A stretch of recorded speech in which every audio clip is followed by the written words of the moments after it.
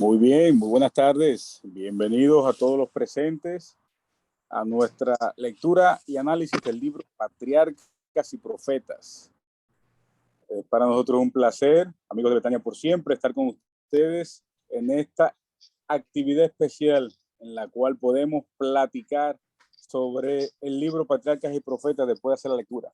Capítulo 35 es el que nos toca en el día de hoy.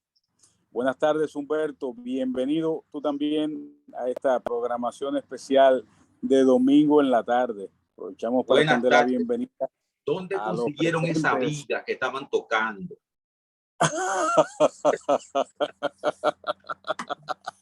Esa viga de Roberto Forkenberg.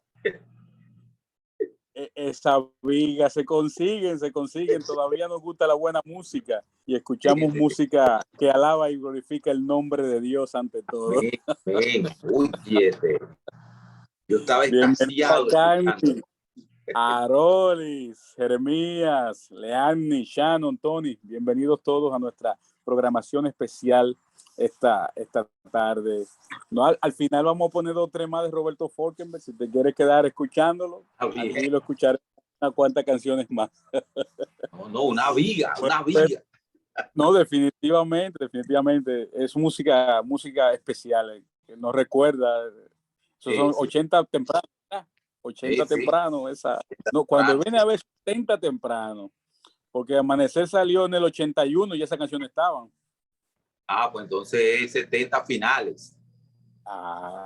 Voy a verificar ese dato para dártelo más adelante. Pues Humberto, este es el momento de iniciar nuestra programación en esta tarde. Si deseas orar y arrancar, si queremos. Vamos a orar. Oramos. Todopoderoso, muchas gracias. Muchas gracias, Dios, por la bendición de conocerte, la bendición de poder conversar contigo a través de la oración. Gracias porque nos aceptas, envías al Espíritu Santo para que nos toque, que nos transforme, y también por Jesucristo, tu Hijo y nuestro Señor, cuya sangre nos limpia de todo pecado. Al venir a este conversatorio en esta tarde, invocamos tu presencia, buen Dios, y que te seamos de gozo y alegría. En el nombre de Jesucristo. Amén. Amén. Bien. Yo quiero que pongan atención a lo que dice aquí. Serios principios muy serios de cómo debe tratarse el liderazgo en el pueblo de Dios. Muy serio. Yo he estado subrayando y se me va a acabar. Los cosas que tengo para subrayar aquí se me van a acabar porque voy a subrayar el capítulo completo. Entonces, yo quiero que por favor vayan identificando qué cosas ustedes consideran que son principios en lo que estamos leyendo. Los castigos infligidos a los israelitas lograron por un tiempo refrenar su murmuración y su insubordinación, pero aún tenían el espíritu de rebelión en el corazón y produjo al fin los más amargos frutos. Las rebeliones anteriores no habían pasado de ser meros tumultos populares, nacidos de los impulsos repentinos del populacho excitado. Pero ahora, como resultado de un propósito obstinado de derrocar la autoridad de los jefes nombrados por Dios, se tramó una conspiración de hondas raíces y grandes alcances. Coré, el instigador principal de este movimiento, era un levita de la familia de Coat y primo de Moisés. Era hombre capaz e influyente. Aunque designado para el servicio del tabernáculo, se había quedado desconforme de su cargo y aspiraba a la dignidad del sacerdocio. El otorgamiento a Aarón y a su familia del oficio sacerdotal, que había sido ejercido anteriormente por el primogénito de cada familia, había provocado celos y desafecto. Y por algún tiempo Coré había estado resistiendo secretamente la autoridad de Moisés y de Aarón, aunque sin atreverse a cometer acto alguno de abierta rebelión. Por último, concibió el osado propósito de derrocar tanto la autoridad civil como la religiosa y no dejó de encontrar simpatizantes. Cerca de las tiendas de Coré y de los coatitas, al sur del tabernáculo, acampaba la tribu de Rubén y las tiendas de Datán y Abirán. Dos príncipes de esa tribu estaban cerca de la de Coré. Dichos príncipes concedieron fácilmente su apoyo al ambicioso proyecto. Alegaban que, siendo ellos descendientes del hijo mayor de Jacob, les correspondía la autoridad civil y decidieron compartir con Coré los honores del sacerdocio. El estado de ánimo que prevalecía en el pueblo favoreció en gran manera los fines de Coré. En la amargura de su desilusión, revivieron sus dudas, celos y odios antiguos, y nuevamente se elevaron sus quejas contra su paciente caudillo. Continuamente se olvidaban los israelitas de que estaban sujetos a la dirección divina. No recordaban que el ángel del pacto era su jefe invisible, ni que, velada por la columna de nube, la presencia de Cristo iba delante de ellos, como tampoco que de él recibía Moisés todas sus instrucciones. No querían someterse a la sentencia terrible de que todos ellos debían morir en el desierto, y en consecuencia estaban dispuestos a valerse de cualquier pretexto para creer que no era Dios, sino Moisés, quien los dirigía y quien había pronunciado su condenación. Los mejores esfuerzos del hombre más manso de la tierra no lograron sofocar la insubordinación de ese pueblo. Y aunque en sus filas quebrantadas y raleadas tenían a la vista las pruebas de cuánto había desagradado a Dios su perversidad anterior, no tomaron la lección a pecho. Otra vez volvieron a ser vencidos por la tentación. La vida humilde de Moisés como pastor había sido mucho más apacible y feliz que su puesto actual de jefe de aquella vasta asamblea de espíritus turbulentos. Sin embargo, Moisés no se atrevía a escoger. En lugar de un cayado de pastor, se le había dado una vara de poder que no podía deponer hasta que Dios le exonerase. El que lee los secretos de todos los corazones había observado los propósitos de Coré y de sus compañeros, y había dado a su pueblo suficientes advertencias e instrucciones para permitirle eludir la seducción de estos conspiradores. Los israelitas habían visto el castigo de Dios caer sobre María por sus celos y sus quejas contra Moisés. El Señor había declarado que Moisés era más que profeta. Boca a boca hablaré con él, había dicho y agregado. ¿Por qué pues no tuvisteis temor de hablar contra mi siervo Moisés? Eran estas instrucciones que no iban dirigidas solamente a Aarón y a María, sino también a todo Israel. Coré y sus compañeros en la conspiración habían sido favorecidos con manifestaciones especiales del poder y de la grandeza de Dios. Pertenecían al grupo que acompañó a Moisés en el ascenso al monte y presenció la gloria divina. Pero desde entonces habían cambiado. Habían albergado una tentación ligera al principio, pero ella se había fortalecido al ser alentada hasta que sus mentes quedaron dominadas por Satanás y se aventuraron a emprender su obra de desafecto. Con la excusa de interesarse mucho en la prosperidad del pueblo, comenzaron a susurrar su descontento el uno al otro y luego a los jefes de Israel. Sus insinuaciones encontraron tan buena acogida que se aventuraron a ir más lejos. Y por último, creyeron verdaderamente que los movía el celo por Dios. Miren hasta dónde lleva el engaño. Lograron conquistar a 250 príncipes que eran hombres de mucho renombre en la congregación. Con estos poderosos e influyentes sostenedores se creyeron capaces de efectuar un cambio radical en el gobierno y de mejorar en gran manera la administración de Moisés y de Aarón. Lo mismo que Satanás pensó en el cielo. Los celos habían provocado la envidia y la envidia, la rebelión. Tanto habían discutido el derecho de Moisés a su gran autoridad y honor, que llegaron a considerarlo como ocupante de un cargo envidiable que cualquiera de ellos podría desempeñar tan bien como él.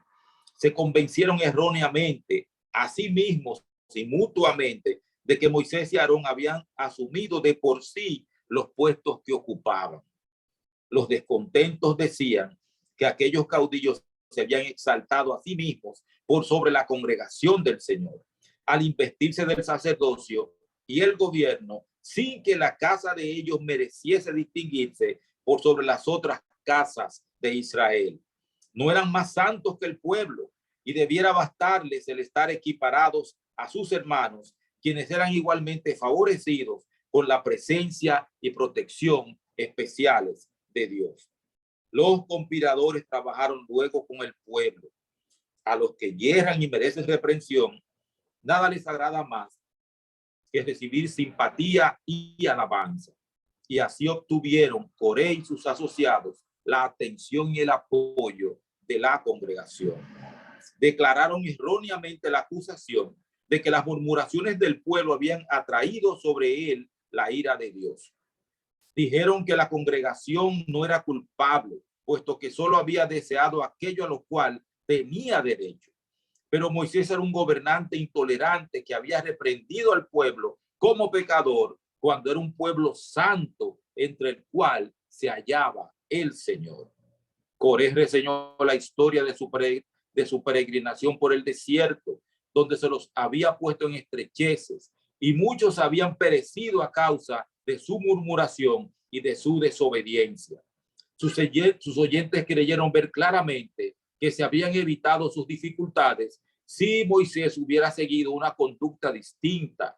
Decidieron que todos sus desastres eran imputables a él y que su exclusión de Canaán se debía, por lo tanto, a la mala administración y dirección de Moisés y Aarón, que si Coré fuese su adalid y les animara, espaciándose en sus buenas acciones, en vez de reprender sus pecados, realizarían un viaje apacible y próspero, en vez de errar de acá para allá en el desierto, procederían inmediatamente a la tierra prometida. En esta obra de desafecto reinó entre los elementos discordantes de la congregación mayor unión y armonía que en cualquier momento anterior. El éxito de Coré con el pueblo aumentó su confianza y confirmó su creencia de que si no se la reprimía, la usurpación de la autoridad por Moisés resultaría fatal para las libertades de Israel. También alegaba que Dios le había revelado el asunto y le había autorizado para cambiar el gobierno antes de que fuese demasiado tarde. Pero muchos no estaban dispuestos a aceptar las acusaciones de Coré contra Moisés. Recordaban la paciencia y las labores abnegadas de este último, y el recuerdo perturbaba su conciencia. Fue menester, en consecuencia, a atribuir a algún motivo egoísta el profundo interés de Moisés por Israel, y se reiteró la vieja imputación de que los había sacado a perecer en el desierto a fin de apoderarse de sus bienes. Por algún tiempo, esta obra se llevó adelante secretamente. No obstante, tan pronto como el movimiento hubo adquirido suficiente fuerza como para permitir una franca ruptura, Coré se presentó a la cabeza de la facción y públicamente acusó a Moisés y a Aarón de usurpar una autoridad que Coré y sus asociados tenían derecho a compartir. Alegó, además, que el pueblo había sido privado de su libertad y de su independencia.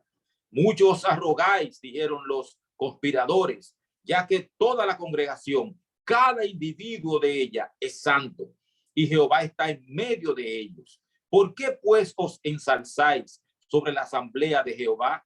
Números capítulo 16, versículo 3 en la versión moderna.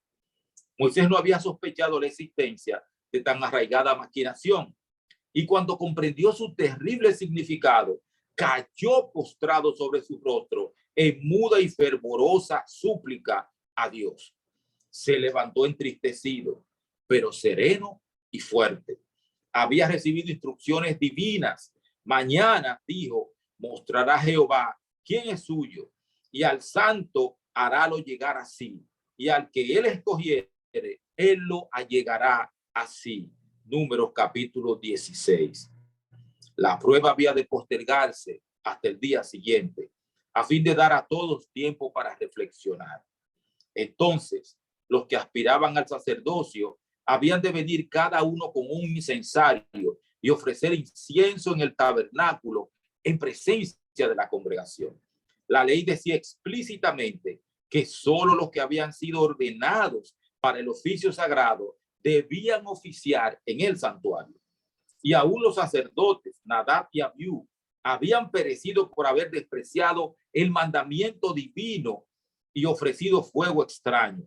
No obstante, Moisés desafió a sus acusadores a que refirieran el asunto a Dios si osaban hacer una apelación tan peligrosa. Hablando directamente a Coré y a sus coasociados levitas, Moisés dijo: os es poco que el Dios de Israel os haya apartado de la congregación de Israel, haciéndoos llegar así para que ministraseis en el servicio del tabernáculo de Jehová y estuvieseis delante de la congregación para ministrarles. ¿Y qué se te hizo? Y que se te hizo acercar a ti y a todos tus hermanos, los hijos de Leví, contigo. ¿Para qué procuráis? ¿Para qué procuréis también el sacerdocio? Por tanto, tú y todo tu séquito sois lo que os juntáis contra Jehová. Pues Aarón, ¿qué es para que contra él murmuréis? Datán y Abirán no habían asumido una actitud tan atrevida como la asumida por Coré. Y Moisés, movido por la esperanza de que se hubieran dejado atraer por la conspiración sin haberse corrompido totalmente, los llamó a comparecer ante él para oír las acusaciones que ellos tenían contra él, pero no quisieron acudir e insolentemente se negaron a reconocer su autoridad. Su contestación pronunciada a oídos de la congregación fue: es poco que nos hayas hecho venir de una tierra que destila leche y miel para hacernos morir en el desierto, sino que también te enseñorees de nosotros imperiosamente. Ni tampoco nos has metido tú en tierra que fluya leche y miel, ni nos has dado heredades de tierras y viñas. ¿Has de arrancar los ojos de estos hombres? No subiremos. Así aplicaron al escenario de su esclavitud las mismas palabras que el Señor había descrito, las mismas palabras con que el Señor había descrito la herencia prometida. Acusaron a Moisés de simular estar actuando bajo la dirección divina para afianzar su autoridad y declararon que ya no se someterían a ser dirigidos como ciegos, primero hacia Canaán y luego hacia el desierto, como mejor convenía a sus propósitos ambiciosos. Así se le atribuyó al que había sido como un padre tierno y paciente pastor el negrísimo carácter de tirano y usurpador. Se le imputó la exclusión de Canaán, que el pueblo sufriera como castigo de sus propios pecados. Era evidente que el pueblo simpatizaba con el partido desafecto. Pero Moisés no hizo esfuerzo alguno para justificarse. En presencia de la congregación, apeló solemnemente a Dios como testigo de la pureza de sus motivos y la rectitud de su conducta, y le imploró que lo juzgase. Al día siguiente, los 250 príncipes, encabezados por Coré, se presentaron con sus incensarios. Se los hizo entrar en el atrio del tabernáculo mientras el pueblo se reunía afuera para esperar el resultado. No fue Moisés quien reunió la congregación para presenciar la derrota de Coré y su compañía, sino que los rebeldes, en su presunción ciega, la convocaron para que todos fuesen testigos de su victoria. Gran parte de la congregación se puso abiertamente de parte de Coré, cuyas esperanzas de realizar su propósito contra Aarón eran grandes. Cuando estaban todos reunidos delante de Dios, la gloria de Jehová apareció a toda la congregación. Moisés y Aarón recibieron esta divina advertencia: apartaos de entre esta congregación y consumirlos en un momento. Pero ellos se postraron de hinojos y rogaron: Dios, Dios de los espíritus de toda carne, ¿no es un hombre el que pecó? Y airarte has tú contra toda la congregación. Coré se había retirado de la asamblea para unirse a Datán y a Abirán, cuando Moisés, acompañado de los 70 ancianos, bajó para dar la última advertencia a los hombres que se habían negado a comparecer ante él. Como multitudes lo seguían, antes de pronunciar su mensaje, Moisés ordenó al pueblo por instrucción divina: apartaos ahora de las tiendas de estos impíos hombres y no toquéis ninguna cosa suya, porque no perezcáis en todos sus pecados.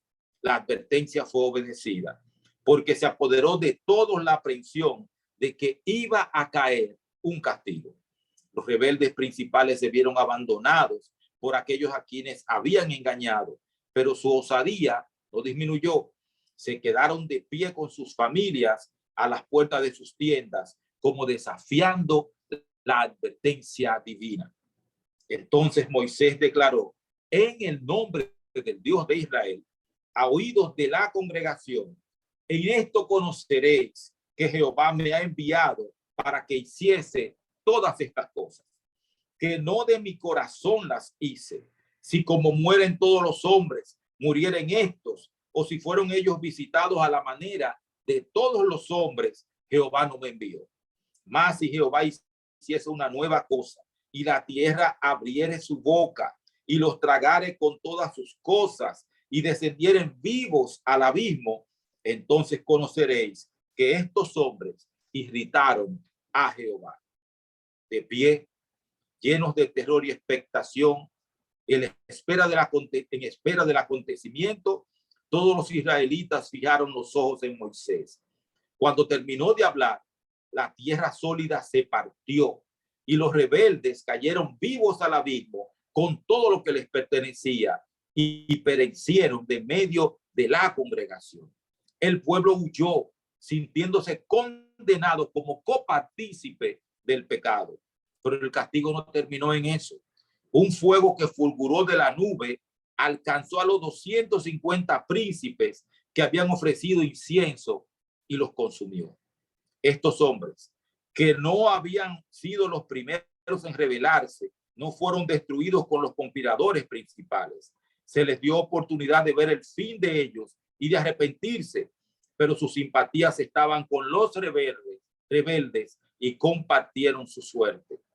Mientras Moisés suplicaba a Israel que huyera de la destrucción inminente, todavía podría haberse evitado el castigo divino. Si Coré y sus asociados se hubiesen arrepentido y hubiesen pedido perdón, vuelvo otra vez para atrás. Mientras Moisés suplicaba a Israel que huyera de la destrucción inminente, todavía podría haberse evitado el castigo divino si Coré y sus asociados se hubiesen arrepentido y hubiesen pedido perdón. Pero su terca persistencia selló su perdición. La congregación entera compartía su culpa, pues todos, cual más cual menos, habían simpatizado con ellos.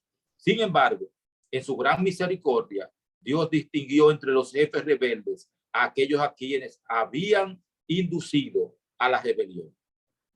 Al pueblo que se había dejado engañar, se le dio un plazo para que se arrepintiera. Había tenido una evidencia abrumadora de que los rebeldes erraban y de que Moisés estaba en lo justo. La señalada manifestación del poder de Dios había eliminado toda incertidumbre.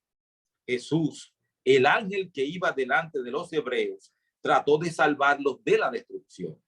Se prolongó el plazo para obtener perdón. El juicio de Dios había venido muy cerca y los exhortó a arrepentirse. Una intervención especial e irresistible del cielo había detenido la rebelión de ellos.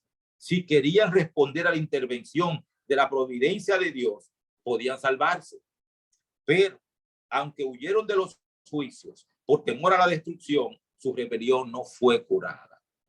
regresaron a sus tiendas aquella noche horrorizados, pero no arrepentidos. Tanto los había lisonjeado Coré y sus asociados que se creyeron realmente muy buenos y que habían sido perjudicados y maltratados por Moisés. Si llegaban a admitir que Coré y sus compañeros estaban equivocados y que Moisés estaba en lo justo, entonces se verían obligados a recibir como palabra de Dios la sentencia de que debían morir en el desierto. No querían someterse a esto y procuraron creer que Moisés los había engañado. Habían acariciado la esperanza de que se estaba por establecer un nuevo orden de cosas en el cual la alabanza reemplazaría a la reprensión y el ocio y el bienestar a la ansiedad y la lucha. Los hombres que acababan de perecer habían pronunciado palabras de adulación y habían profesado gran interés y amor por ellos, de modo que el pueblo concluyó que Coré y sus compañeros debieron ser buenos hombres cuya destrucción Moisés había ocasionado por alguno u otro medio. Es casi imposible a los hombres infligir a Dios mayor insulto que el que consiste en menospreciar y rechazar los instrumentos que él quiere emplear para salvarlo. Un trago de agua y vuelvo para atrás con esta cita.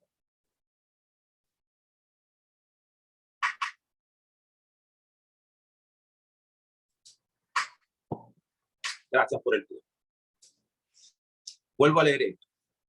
Es casi imposible a los hombres infligir a Dios mayor insulto que el que consiste en menospreciar y rechazar los instrumentos que él quiere emplear para salvarlos.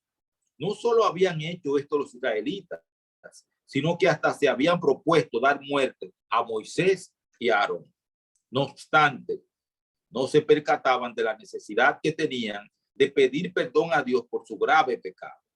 No dedicaron aquella noche de gracia al arrepentimiento y la confesión, sino a idear alguna manera de resistir a las pruebas de que eran los mayores de los pecadores. Seguían albergando odio contra los hombres designados por Dios y se preparaban para resistir la autoridad de ellos. Satanás estaba allá para pervertir su juicio y llevarlos con los ojos vendados a la destrucción. Todo Israel había huido alarmado cuando oyó el clamor de los pecadores condenados que descendían al abismo y dijo: no nos trague también la tierra. Pero al día siguiente, toda la congregación de los hijos de Israel murmuró contra Moisés y Aarón, diciendo: vosotros habéis muerto al pueblo de Jehová. Y estaba a punto de hacer violencia a sus fieles y abnegados jefes. Se vio una manifestación de la gloria divina en la nube sobre el tabernáculo. Y salió de la nube una voz que habló a Moisés y Aarón diciendo: apartaos de medio de esta congregación y los consumiré en un momento. No había culpabilidad de pecado en Moisés. Por tanto, no temió ni se apresuró a irse para dejar que la congregación pereciera. Moisés se demoró y con ello manifestó en esta temible crisis el verdadero interés del pastor por el rebaño confiado a su cuidado. Rogó para que la ira de Dios no destruyera totalmente al pueblo por él escogido. Su intercesión impidió que el brazo de la venganza acabara completamente con el desobediente y rebelde pueblo de Israel. Pero el ángel de la ira había salido. La plaga estaba haciendo su obra de exterminio. Atendiendo a la orden de su hermano, Aarón tomó un incensario y con él se dirigió apresuradamente al medio de la congregación e hizo expiación por el pueblo. Y púsose entre los muertos y los vivos. Mientras subía el humo del incienso, también se elevaban a Dios las oraciones de Moisés en el tabernáculo y la plaga se detuvo. Pero no antes que 14,000 israelitas yacieran muertos, como evidencia de la culpabilidad que entraña la murmuración y la rebelión. pero se dio otra prueba de que el sacerdocio se había instituido en la familia de Aarón. Por orden divina, cada tribu preparó una vara y escribió su nombre en ella. El nombre de Aarón estaba en la de Leví. Las varas fueron colocadas en el tabernáculo delante del testimonio. Números capítulo 17. El florecimiento de cualquier vara indicaría que Dios había escogido esa tribu para el sacerdocio. A la mañana siguiente aconteció que vino Moisés al tabernáculo del testimonio, y aquí que la vara de Aarón de la casa de Leví había brotado y echado flores y arrojado renuevos y producido almendras. Fue mostrada al pueblo y colocada después en el tabernáculo como testimonio para las generaciones venideras. El milagro decidió definitivamente el asunto del sacerdocio. Quedó plenamente probado que Moisés y Aarón habían hablado por autoridad divina, y el pueblo se vio obligado a creer la desagradable verdad de que había de morir en el desierto. He aquí, nosotros somos muertos, dijeron. Perdidos somos. Todos nosotros somos perdidos. Confesaron que habían pecado al rebelarse contra sus jefes y que Coré y sus coasociados habían recibido de Dios un castigo justo. En la rebelión de Coré se ve en pequeña escala el desarrollo del espíritu que llevó a Satanás a rebelarse en el cielo. El orgullo y la ambición indujeron a Lucifer a quejarse contra el gobierno de Dios y a procurar derrocar el orden que había sido establecido en el cielo. Desde su caída se ha propuesto inculcar el mismo espíritu de envidia y descontento, la misma ambición de cargos y honores en las mentes humanas. Así obró en el ánimo de Coré, Datán y Abiram para hacerles desear ser enaltecidos y para incitar en ellos envidia, desconfianza y rebelión. Satanás les hizo rechazar a Dios como su jefe. No obstante, mientras que, murmurando contra Moisés y Aarón, blasfemaban contra Dios, se hallaban tan seducidos que se creían justos y consideraban a los que habían reprendido fielmente su pecado como inspirados por Satanás. Satanás le cambió la mente. ¿No subsisten aún los mismos males básicos que ocasionaron la ruina de Coré? Abundan el orgullo y la ambición, y cuando se abrían estas tendencias, abren la puerta a la envidia y la lucha por la supremacía.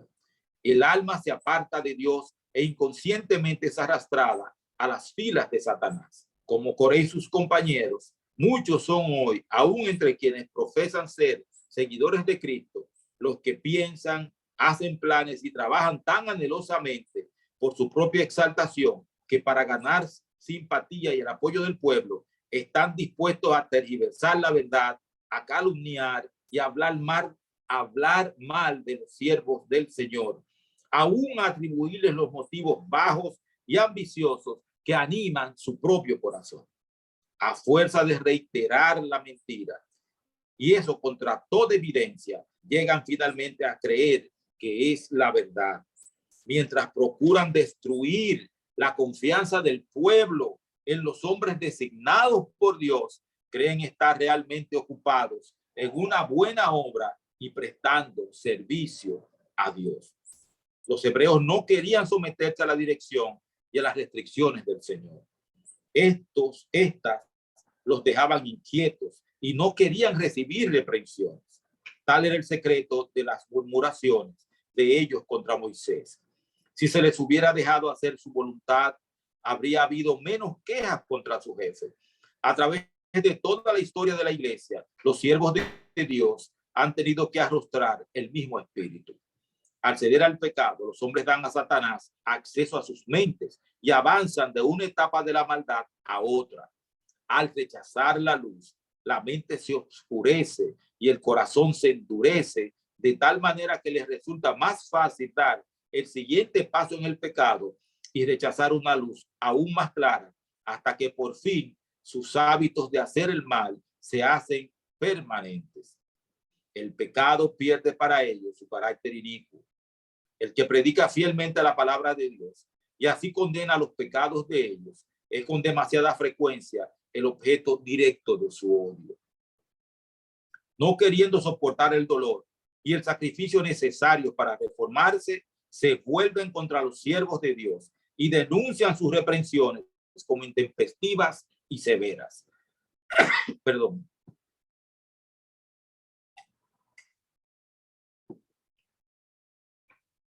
Como Coré, declaran que el pueblo no tiene culpa.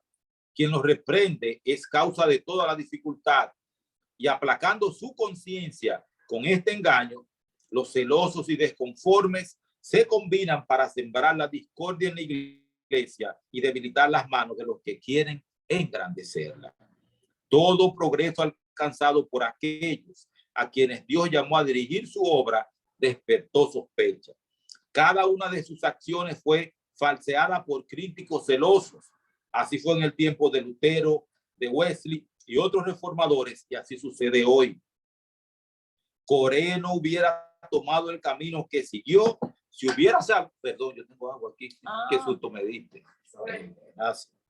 Coré no hubiera tomado el camino que siguió si hubiera sabido que todas las instrucciones y reprensiones comunicadas a Israel venían de Dios, pero podría haberlo sabido. Dios había dado evidencias abrumadoras de que dirigía a Israel, pero Coré y sus compañeros rechazaron la luz hasta quedar tan ciegos que las manifestaciones más señaladas de su poder no bastaban ya para convencerlos. Las atribuían todas a instrumentos humanos o satánicos. Lo mismo hicieron los que al día siguiente, después de la destrucción de Coré y sus asociados, fueron a Moisés y Aarón y les dijeron: vosotros habéis matado al pueblo de Jehová. A pesar de que en la destrucción de los hombres que los sedujeron habían recibido las indicaciones más convincentes de cuánto desagradaba a Dios el camino que llevaban, se atrevieron a atribuir sus juicios a Satanás, declarando que por el poder de este, Moisés y Aarón habían hecho morir hombres buenos y santos. Este acto selló su perdición. Habían cometido el pecado contra el Espíritu Santo. Oigan bien, habían cometido el pecado contra el Espíritu Santo, pecado que endurece definitivamente el corazón del hombre contra la influencia de la gracia divina. Cualquiera que hablare contra el Hijo del Hombre le será perdonado, mas cualquiera que hablare contra el Espíritu Santo no le será perdonado. Dijo nuestro Salvador cuando las obras de gracias que había realizado en virtud del poder de Dios fueron atribuidas por los judíos a Belcebú. Por medio del Espíritu Santo es como Dios comunica con el hombre. Y los que rechazan deliberadamente este instrumento, considerándolo satánico, han cortado el medio de comunicación entre el alma y el cielo. Por la manifestación del Espíritu, Dios obra para reprender y convencer al pecador. Y si se rechaza finalmente la obra del Espíritu, nada queda ya que Dios pueda hacer por el alma. Se empleó el último recurso de la misericordia divina. El transgresor se aisló totalmente de Dios y el pecado no tiene ya cura. No hay ya reserva de poder mediante la cual Dios pueda obrar para convencer y convertir al pecador. Déjalo. Oseas 4:17. Israel es dado a ídolos. Déjalo. Es la orden divina. Entonces ya no queda sacrificio por el pecado, sino una horrenda esperanza de juicio y hervor de fuego que ha de devorar a los adversarios, como dice en Hebreos 10:26 y 27. Un capítulo terrible. Adelante.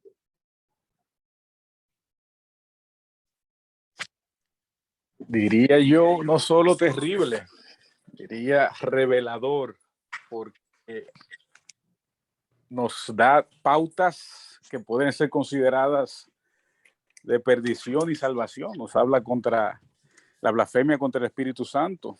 También nos habla sobre que en pequeña escala vimos la rebelión de Coré, que fue wow. Cuando leíste el párrafo en el que decía que Coré podía entender claramente que estas decisiones venían de Dios, pero que él no quiso verlo, porque todo el camino estuvo la nube, las manifestaciones de Dios al pueblo, y el pueblo no aceptaba estas manifestaciones, o en ese caso Coré no aceptó esas manifestaciones como que eran divinas. Preocupante, preocupante. Nos ponemos en esos pantalones y decimos hasta dónde nosotros no aceptamos la voluntad de Dios y nos negamos a ella, o hasta dónde nosotros decimos esto no es la voz de Dios, esto no es lo que quiere Dios, pensando en nuestros propios intereses o nuestro propio bienestar egoísta. Vimos tantas veces la palabra orgullo, envidia, egoísmo, ira en este capítulo y en el anterior, que nos preocupamos directamente. Decimos, wow, esto es terrible. Después de lo leído, comentarios, preguntas, familia, anímense, abran sus micrófonos, levanten sus manos como quieran y vamos a ver qué quieren aportar o qué piensan aportar al respecto. Yo me he quedado sin palabras después de escuchar esta lectura de esta tarde. Este capítulo 35 tiene juicio divino para los que quieren llevarle la contra a Dios directo. Wow, wow. ¿Quién se anima a compartir alguna idea, alguna inquietud en esta tarde? ¿Alguna opinión al respecto de lo leído? Este es el momento. ¿Quién abre su micrófono?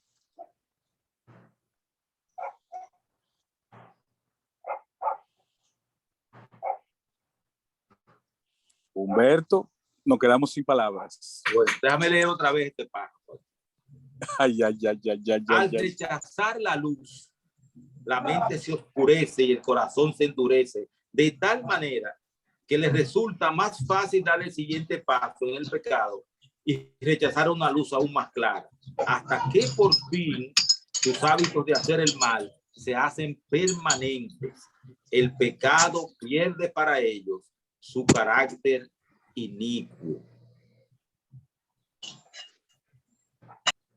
Voy a leer otro párrafo yo.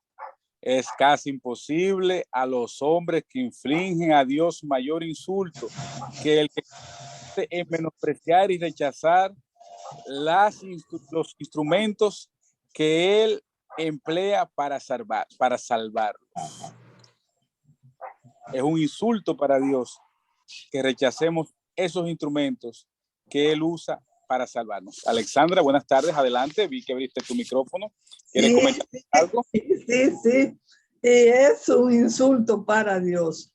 Vamos a decir, hablando así, obligarlo a Él a usar esos instrumentos para castigarnos a nosotros por después de tanto amor y de tantas manifestaciones de qué sé yo, del mar Rojo y de todas esas cosas, todas esas maravillas que hizo con Israel, y que entonces le desobedezcan y hagan todas esas cosas. Oye, para Dios no es fácil soportar. Yo no entiendo cómo es que no ha soportado tanto tiempo, con tanta paciencia. El amor de Dios no tiene límite para nosotros. Pero yo no tengo palabras para describir ese amor tan grande. ¿Cómo es que seguimos pecando y seguimos pecando sabiendo que estamos haciendo cosas que no debemos hacer? Pero seguimos ahí. Y entonces vemos la misericordia de Dios, pero cuando nos sucede un problemita chiquitico, aclamar a Dios y aclamar a Dios. Bueno. Gálatas 6:7 nos lo dice claro, señores.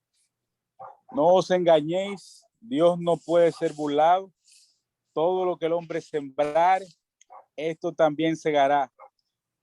Se fueron los 250 príncipes, se fue Coré y su gente, y al otro día se fueron 14,000 de un fuetazo. La intercesión de Moisés fue que salvó el pueblo, porque Dios le dijo, apártate de ellos, que voy a acabar con esto. Wow. Es terrible, es terrible. Dios tiene su límite.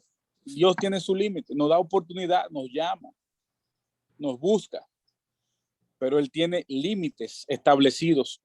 Y cuando blasfemamos contra el Espíritu Santo, como ya leímos hace unos párrafos atrás, unos minutos atrás, es donde el hombre ya no tiene vuelta atrás, porque automáticamente rechaza el Espíritu Santo, ese medio que Dios tiene para salvarle.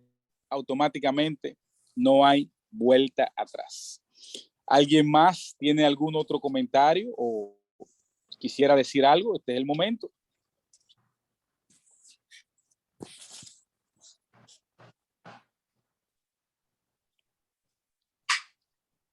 Estoy mirando la lista, no tenemos manos levantadas. Yo quiero decir algo.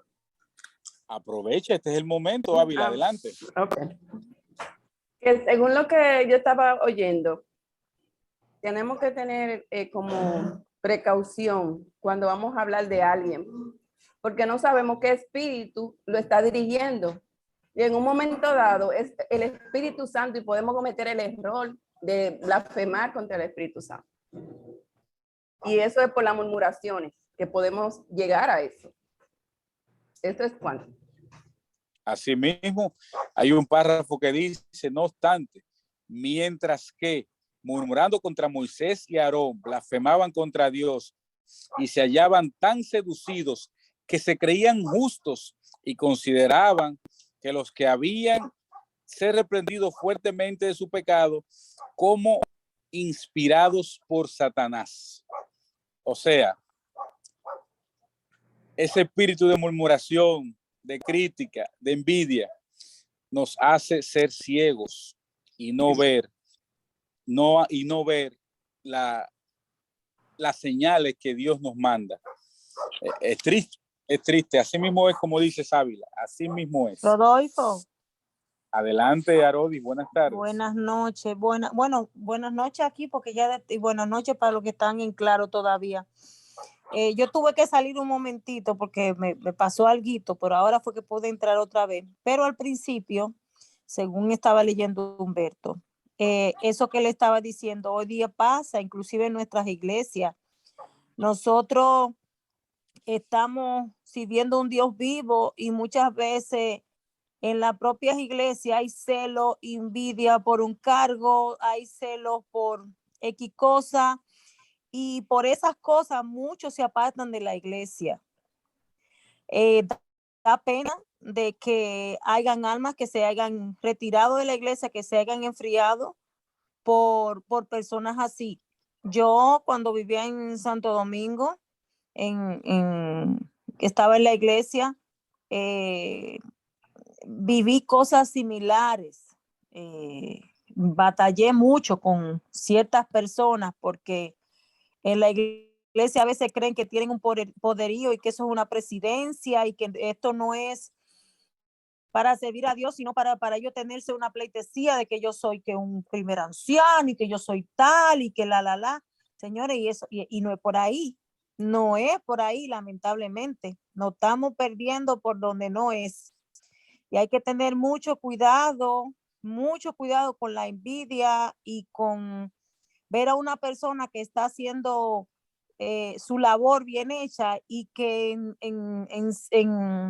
como a veces sin darse cuenta hay personas que celan, que envidian, y eso no debería de ser en el pueblo de Dios, eso no debería de ser. Bueno, Arodis, has dicho verdades importantes en lo que has dicho en esta tarde. Yo creo que esta lectura de este capítulo 35 ha sido más que clara en cuanto a esas situaciones, la crítica, la envidia, tratar de tener esa supremacía, conseguir esos atributos humanos, podríamos decirlo. La rebelión de Coré nos ha dado pautas a nosotros claras. Incluso fue comparada con la rebelión en este capítulo de Satanás con Dios en el cielo. Humberto, ¿qué piensas tú que es la parte central de este capítulo de hoy, que ha sido sumamente profundo? Y hay dos cosas que yo quiero resaltar. La envidia lleva a la murmuración lleva a la rebelión. Eso en primer lugar. A quien Dios dice seleccionó para un cargo, fue Dios que le seleccionó. Déjelo que haga su parte. Cualquier dirigente que no esté actuando de acuerdo a la voluntad de Dios, Dios se va a encargar de quitarlo. Punto. Eso es un problema más de Dios que mío. Eso en primer lugar. Y en segundo lugar, no debemos entregarle a Satanás nuestra mente ni nada de eso. No podemos seguir cayendo en el pecado, entregándonos al pecado. Y también no podemos llamar como proveniente de Satanás lo que proviene de Dios. No debemos hacer eso porque estamos cometiendo entonces el pecado imperdonable. Ofendemos al Espíritu Santo y sin Espíritu Santo no hay convencimiento ni de pecado, ni de justicia, ni de juicio. Entonces usted se perdió. La conciencia se le cauteriza y ya no hay manera de que el Espíritu Santo, usted escuche la voz del Espíritu Santo. Cualquier pecado que usted haya estado arrastrando, luchando contra él, hable más fuerte con Dios para que Dios lo ayude a romper eso. Rompa eso.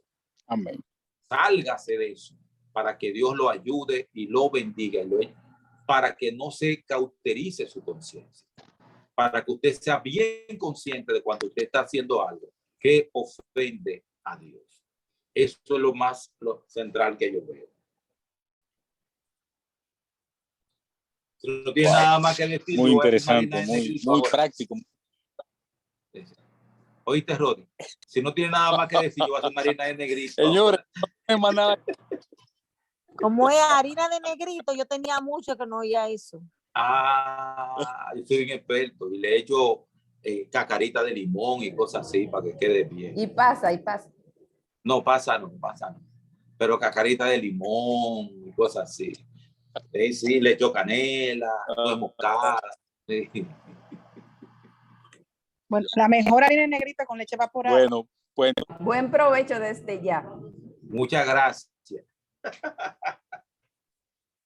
Dice Candy que con leche evaporada que tiene que hacerla porque te quede bueno. No, eso me da duro a mí. Humberto, salud leche de soja, que no la veo, ya está descansadita, se siente mejor. Odette está bien, gracias a Dios, vino y me trajo agua. Ella está aquí, me parece. Odette tiene que estar aquí. Ella estaba, pues ella me trajo agua ahorita. Pues salúdela de parte de todo y que se sienta mejor. Está bien, cuente con eso. Cuente con eso. Bueno, pues nadie más tiene nada que decir. Nos puede despedir en oración, Humberto, para cerrar esta tarde. Espérate un minutico. Adelante. No voy a hablar ya de los temas, sino de que quiero ofrecer algo. Yo tengo 2 matas de arándano en mi patio, cranberry, que están llenas. Y me paso todos los días repartiendo aquí en el vecindario. Y voy para allá. Sí, tú vienes para acá. De allá tú vienes para acá. Entonces, Rodolfo, yo quisiera saber quiénes viven aquí para que el que quiera pasar por aquí puede pasar a buscar. Porque es que tengo demasiado arándano y no sé qué hacer con tanto. Es una bendición grande que Dios tiene con esas matas, perdón. Y es una fruta que a mí tomaba mucho antibiótico, la doctora me lo quitó y me dijo que bebiera ese jugo y yo me sané. Y por eso entonces yo hablo mucho sobre eso. Y buen antioxidante, doña Lechi, muy buen antioxidante ese, los arándanos. Para los riñones es fabuloso y para muchas otras cosas. Entonces, por eso, los que viven aquí, yo no sé quiénes son, pero me gusta. Conectados aquí, solamente 3 viven allá en Dominicana. Ay. ¿Quiénes son esos? Usted y yo. Humberto, Ávila y usted. Pero corramos la voz, Rodolfo, en el chat, corramos la voz porque hay muchos que están allá en Betania, en Santo Domingo, cerca de doña Leslie, de Residencial Santo Domingo. De lo que están en el chat, la voz por... Humberto, yo iba a pedirle que me hiciera una visita o algo así, porque no hablamos nunca, solamente por el programa, por el Zoom. Vamos a organizarnos para eso. Vamos a Rodolfo, organizar. dale mi teléfono para que él y Odé, cuando les sea posible, vengan por aquí. Claro ¿Dónde que viven ustedes? ¿Dónde viven Nosotros- ustedes? Nosotros vivimos en la zona del Teatro Nacional, por la Gómez, por ahí. Ah, Gasco. ok. Yo vivo aquí en Herrera. Sí. Pero es una ¿Sabe? distancia. Vamos a ponernos de acuerdo para eso. Cuando usted quiera, yo no trabajo. O sea, estoy 24/7 en mi casa. Nosotros de ellos sí trabajamos. Exacto. Por eso le digo que cuando ustedes puedan. Y Exactamente. miren, me gustaría muchísimo su visita. Está bien, mi hermana. Vamos a organizarnos para eso. Cuente Ok. con él. Iremos a buscar a Danda para allá. Ok. Ahorro de que le den mi WhatsApp y mi teléfono y entonces me llaman y ya yo Perfecto. lo tendré tumbado. Ok. Muchas gracias. Ustedes para que no, que ahora si quieren venir y tumbarlo ustedes, eso es buenísimo, tumbar esos arándanos. Está bien. Lo mejor Perfecto. en la vida es cosechar. Lo mejor en la vida es cosechar. Amén. Humberto sabe de eso, Humberto sabe de Yo eso. En la sé. tierra. Bueno. Sí. Pues despídenos una oración para que cerremos por esta tarde y meditemos en este capítulo 35. Hay que meditar, Señor y Dios, que nunca nosotros ofendamos al Espíritu Santo, que no llamemos como si fuera de Satanás las cosas que tú haces, oh Padre eterno, sino que respetemos fielmente lo que tú haces y cuál es tu voluntad. Ayúdanos a respetar también a los dirigentes establecidos por ti y que tú te encargues de quitar al que no funcione, Padre eterno. Es tu obra, es tuya. Nosotros hacemos lo que sea tu santa y divina voluntad. Bendice este grupo pequeño que está reunido aquí y, Padre, ayúdanos a entender y a comprender tu palabra. En el nombre de Jesucristo. Amén. Amén. Buenas tardes. Buenas. Buenas tardes, que Dios les bendiga. a Buenas todos. tardes. Y todavía